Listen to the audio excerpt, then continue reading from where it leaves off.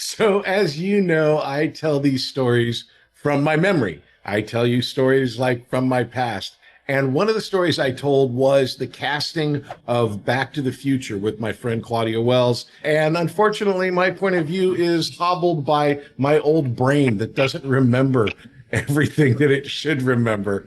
But I have help today. I have a person who knows exactly what happened to Claudia Wells during the casting of Back to the Future.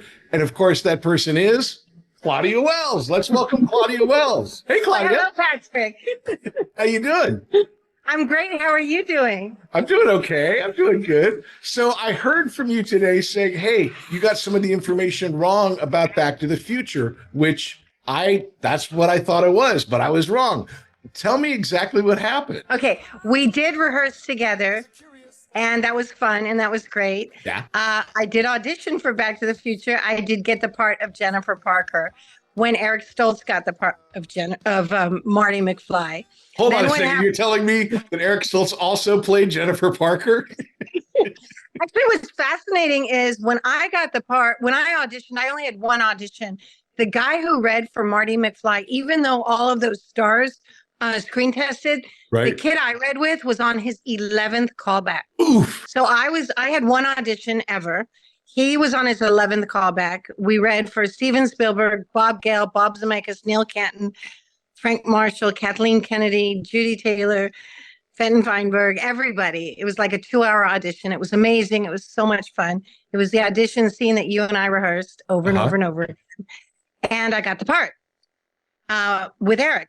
And then a series I had done called Off the Rack, actually a pilot, got picked up to be a series. And ABC refused to share me with Amblin, Steven Spielberg's company. So I had to back out from my part as Jennifer. So Back to the Future was spoiled like many times because of TV shows. Not only you, but also Michael Fox. So there's many different transitions and time continuums that could have happened. And praise God, it all worked out the way it did. And even though there's all of these background stories and details, and the bottom line is, I am so grateful that I was Jennifer. Okay, so there's actual, not that you need it, but there's actual proof of you and Eric that you work together. Can you explain this photo? Oh, yeah. So they had a photo session of us at the back lot of Universal Studios because in Marty's wallet, there was going to be a picture of Marty and Jennifer.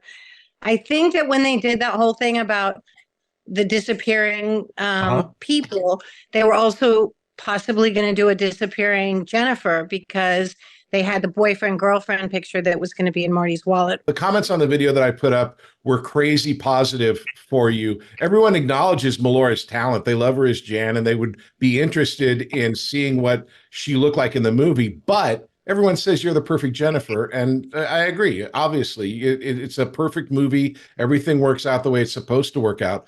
But I cut you off. So they cast you and they cast Eric. Yes. And then my pilot got picked up. I had to back out. They had to recast my part because I was now unavailable. They cast Melora. Then I did my show. And then after about 9 weeks, they let go of Eric. They hired Michael.